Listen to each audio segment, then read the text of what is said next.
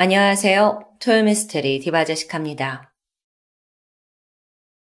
2001년 3월 16일 중국 허베이성 스좌장시 장안구에 위치한 아파트 단지.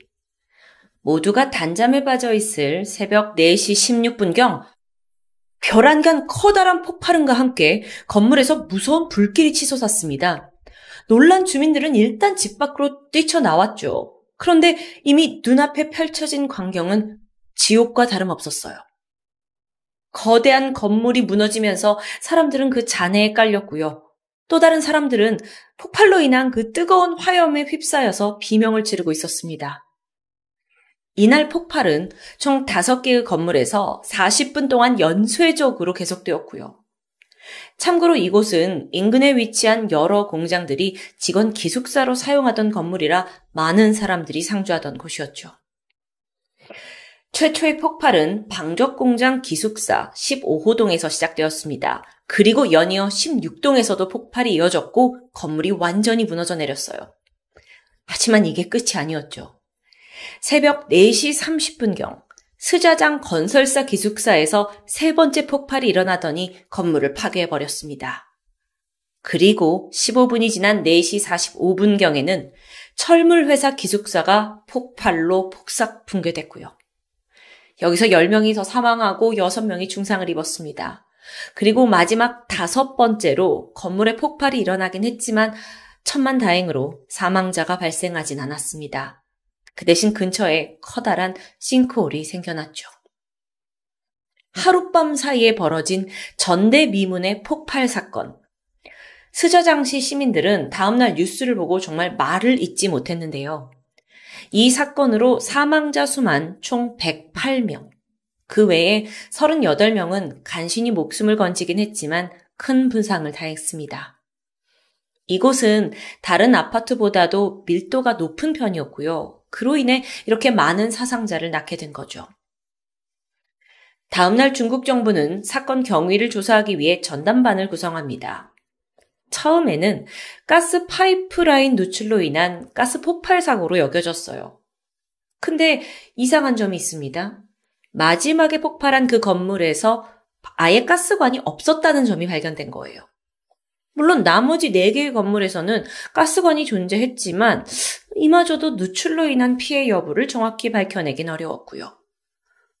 이게 만약 가스관에 의한 폭발이 아니다. 그러면 어떻게 이렇게 연쇄적으로 강력한 폭발이 일어날 수 있었던 걸까요? 사실상 불가능해 보여요. 그러던 중 목격자가 등장합니다. 그는 2번째로 폭발이 일어난 16관 기숙사의 청소부였어요. 폭발이 일어나기 약 30분 전인 새벽 4시쯤이었는데 그는 기숙사 근처에서 웬 낯선 남자 한 명을 목격했죠? 그 남자가 3륜 자동차에 뭔가를 잔뜩 싣고 가고 있었습니다. 그리고 자리를 뜬 지 얼마 지나지 않아 펑 소리와 함께 건물이 무너져 내리기 시작했다는데요. 이 증언으로 인해 누군가 고의적으로 벌인 폭탄 테러 가능성이 실리게 됩니다. 전문가들은 먼저 현장에서 잔해를 다 수거해서 분석에 들어갔어요. 그 결과 이 5개의 건물에서 모두 똑같은 유형과 방식의 동일한 폭발이 벌어졌다는 사실을 확인합니다. 자, 이건 누군가 같은 종류의 폭탄을 설치해서 5개의 건물을 의도적으로 파괴했다는 결론을 닿게 되죠. 이 정도의 파괴력을 만들기 위해서는요, 대략 한 500kg 정도의 폭탄이 사용됐을 것으로 추측되고요. 아니, 그런데 일반인이 어떻게 그 많은 폭탄을 공수할 수 있냐는 겁니다. 보통의 사람이라면 애초에 화약에 접근하기도 힘들고 또 다루는 방법도 모를 가능성이 높잖아요. 고민하던 중국 공안은 이 사건이 혹여 대형 범죄 조직이 개입된 테러가 아닐지 거기에 대해서도 의심하기 시작했는데요. 한편 이런 사실이 알려지면서 시민들의 불안감은 높아져갔습니다. 동시에 온갖 무성한 소문들이 퍼져갔고 중국 정부 역시 속히 테러범을 잡아야 한다라고 압박하기 시작했는데요. 공안은 정말 최대한 빠른 시간 내에 사건을 해결해야 했죠. 그런데 당시는 2001년입니다. 중국 역시 CCTV가 보편화되어 있지 않던 때예요. 목격자 진술이 있긴 했지만 범인을 특정하기에는 어려운 상황이었어요. 그래서 공안이 본격적으로 범인의 특징을 추려내기 시작하는데 먼저 이 사람은 건물 주변의 지리를 잘 알고 있는 게 분명합니다. 그렇지 않고서야 여러 건물에 이렇게 빠르게 폭탄을 5개나 설치하는 게 불가능할 테니까요. 같은 의미로 이곳 주민들과 어떤 식으로든 관계가 있는 사람으로 추정됐습니다. 즉 그렇다면 공안은 이 모든 게 원한에 의한 범죄가 아닌가로 추정하기 시작했어요. 또한 이곳 스좌장 출신이 유력한 범인일 거라고도 확신했고요. 동시에 범인은 분명 폭탄을 다룰 줄 아는 전문가 혹은 폭약과 관련된 직업, 그런 일을 하는 사람과 접촉했을 가능성이 충분히 높아 보입니다. 자, 그렇게 공안은 이 폭파된 5개의 건물에 살던 모든 주민들의 신상을 샅샅이 파악했습니다. 그 주변인들 신상까지 다 파헤쳤어요. 그리고 그 중에서도 가장 유력하다고 판단되는 용의자를 추려냅니다. 그리고 마침 이 중 가장 이목이 집중됐던 한 사람이 있습니다. 그는 바로 진루차오. 진루차오는요, 사실 가장 많은 사상자를 만든 16호동 건물의 201호에 살고 있던 거주자입니다. 그런데 특이한 점이 있었죠. 1차 폭발이 일어났던 15호동에 그의 아버지와 새어머니가 살고 있어요. 그리고 그 뒤를 이어 폭파된 건물에는 그의 전 장인 장모가 살고 있고요. 게다가 그 다음으로 폭파된 그 철물회사 기숙사 건물에는 그의 전처였던 여성과 또 친아들까지 살고 있습니다. 아니, 나와 관련된 온 가족이 사는 건물 단지에 그가 폭발물을 설치했다는 건데요. 도대체 무슨 근거로 용의자로 지목된 걸까요? 우선 마지막 폭발이 일어난 12번지 건물이 있습니다. 5번째 건물이요. 여기는 원래 진루차오가 부모에게 물려받은 곳이라고 해요. 그런데 부동산을 매각하는 과정에서 극심한 손해를 봤다는 사실이 드러납니다. 그럼 거기에 억하심정을 품고 이런 일을 벌였다? 게다가 그는 전과까지 있었어요. 1988년 강간죄로 징역 10년형을 선고받았고요. 출소한 이후에는 특정한 직업 없이 거의 한량과도 같은 생활을 했다고 해요. 이 진루차오라는 사람에 대해서 잘 아는 이웃들에게 물어보니 그가 평소 다이너마이트와 관련된 책들을 읽는 모습이 목격되곤 했다고 합니다. 게다가 폭력성이 굉장히 짙은 사람이에요. 그래서 툭하면 이웃들에게 거친 모습을 보였고요. 특히 그가 자주 하던 말이 다 내가 폭파시켜서 죽여버릴 거야.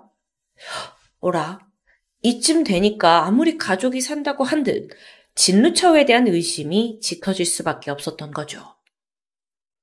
사건 발생 4일 만에 중국 공안은 테러의 유력한 용의자로 진루차오를 지목했습니다. 하지만 이미 그는 사라진 상태였어요. 그래서 공안이 A급 수배 명령을 내렸고 동시에 현상금 5만 위안을 걸게 됩니다. 5만 위안, 이 금액은 현재 단위로는 한 1,000만 원 정도인데 그 당시에 중국 대학 교수 연봉과도 맞먹는 금액이었다고 해요. 이후 빠르게 진루차오의 얼굴은 중국 전역의 뉴스와 신문 매스컴을 통해서 도배되기 시작했습니다. 이렇게 되면 중국의 전 국민이 그의 얼굴을 인지하게 되잖아요. 그래서 금방 잡을 수 있을 거라고, 도주를 오래 할 수 없을 거라고 생각했죠? 하지만 예상보다 쉽게 잡히지 않는 겁니다. 그래서 수백 11일 만에 진루차오의 현상금이 10만 위안까지 2배로 오르게 돼요. 그러던 중이었습니다. 한 트럭 기사가 공안에 신고 전화를 걸어왔습니다. 테러 발생 하루 전날인 3월 15일 오후에 이 진루차오와 닮은 한 남성과 대화를 나눈 적이 있다고 고백했던 겁니다. 남자가 이때 닭사료라고 적혀있는 커다란 자루들을 가지고 있었다고 해요. 이걸 그 사건이 발생한 건물 아파트까지 운반해달라고 부탁했다는 겁니다. 근데 이 운전기사는 뭔가 좀 석연치 않은 기분이 들어서 나 못한다고 부탁을 거절했다는데요. 여기에 더해 그 운전기사는 또 다른 결정적인 제보 하나를 하는데 워낙 닭사료 이 봉투가 많다 보니 아니 이 많은 사료를 다 어디서 났냐? 라고 물었는데 남성이 대충 대답을 하기를 저기 바이샤 마을에서 가져왔어요. 라고 답했다는 점이었죠. 바이샤 마을. 이 제보에 공안은 무언가를 감지하고 즉각 마을로 향하게 돼요. 뒤져보다가 거기서 눈에 띈 건 허름한 한 화약 공장이었죠. 이 조용한 공장에 공안이 딱 들이닥쳤는데 그러자마자 일하던 노동자들이 막 기겁한 듯 황급히 도망치는 겁니다. 수상해요.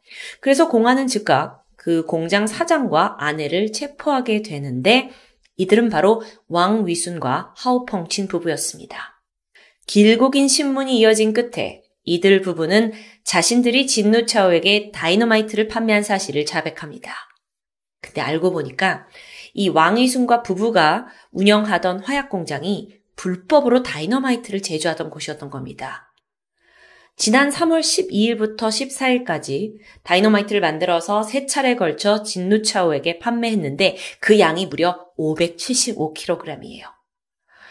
공장 화학류 샘플 걷어가지고 검사해봤죠. 그랬더니 이 현장에서 나온 것과 일치했고요. 이로써 왕위순 부부 또한 극형을 피할 수 없게 됩니다.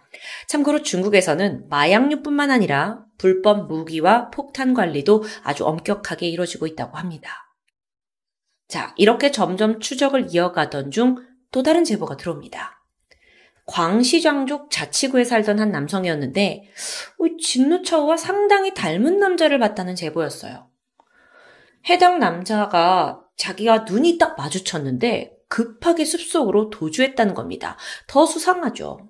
그리고 또 비슷한 시기에 인근에 있는 한 가게에 진누차오하고 비슷하게 생긴 남자가 음료를 사기 위해 들렸다라는 부분까지 확인돼요. 그래서 공안이 달려와서 그 음료병에 남겨진 지문을 채취했고 그게 진누차오의 것임을 확인하게 되는데요. 이후 근처 도로 모두 차단했습니다. 그리고 지역 일대 숲까지 대대적인 수색이 시작됐죠. 그리고 얼마 안 가서 한눈에도 수상한 한 남성이 포착됩니다. 아주 깨재재하고 더러워진 흰색 셔츠를 입고 있었고 공안을 피해 필사적으로 도망치고 있었어요. 다행히 그 도주는 오래가지 못했죠. 그가 검거되는데 바로 온 국민이 그토록 찾던 스자장 폭탄 테러범 진누차오였습니다. 유례없는 끔찍한 대형 참사의 범인. 중국 사람들은 진누차오가 분명 어떤 큰 범죄 조직의 수장이거나 혹은 폭탄 전문가일 거라고 예상했습니다. 하지만 막상 잡고 보니 폭발물? 화약? 이런 거에 대한 지식이 완전 전무한, 그냥 평범한 일반인이었어요. 아니, 그렇다면 다음으로 할 질문은 도대체 무슨 이유로 이런 광기에 잡힌 테러를 저질렀다는 걸까요? 자, 우선 그 이유를 알기 전에 진누차오에 대해서 좀 알아볼게요. 그는 1960년 12월 중국 장수성에서 이남 일녀 중 둘째로 태어났습니다. 초등학교 시절에 중이염을 앓게 됐는데 이때 잘못된 약을 써서 청력장애를 얻게 됐다고 해요.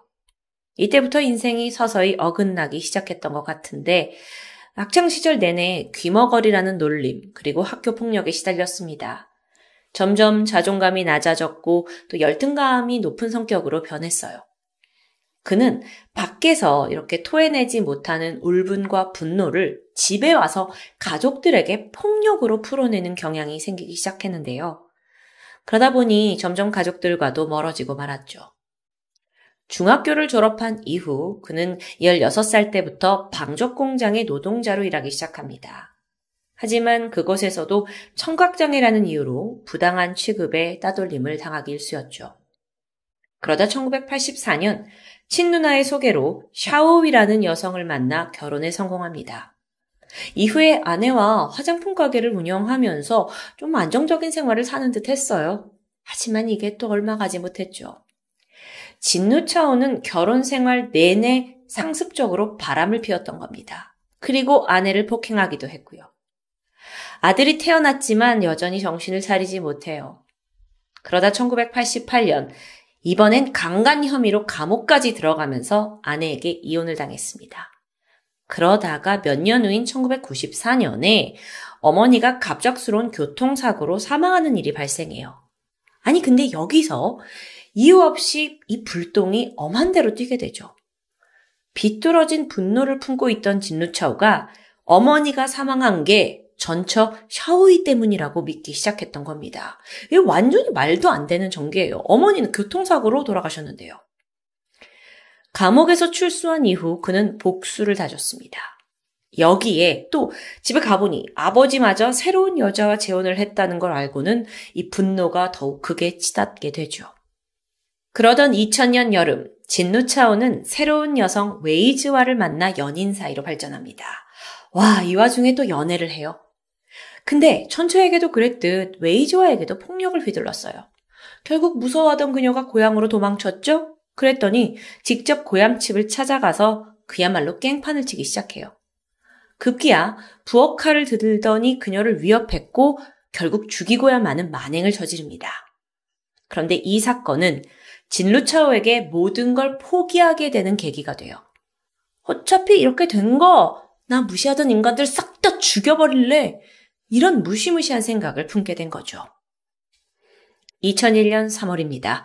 진루차오는 화약 공장을 운영하던 왕의순 부부에게 다이너마이트를 사기 시작했어요.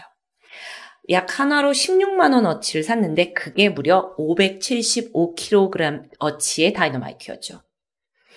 그리고 3월 15일 닭 사료라고 적힌 14개의 자루를 준비해서 각각의 다이너마이트를 나눠 담았고요. 저녁 8시 진누차오는 3륜 자동차와 또 택시를 이용해서 그 폭탄을 옮기기 시작합니다. 그리고 자신의 아버지와 새어머니, 누나, 전처의 친아들, 그리고 전처의 장인, 장모가 살고 있는 아파트 단지에 하나씩 진입합니다. 그는 신속하게 움직이기 시작했어요. 먼저 전처인 샤오위와 아들이 살고 있는 건물에 폭약 2포대를 설치했고요.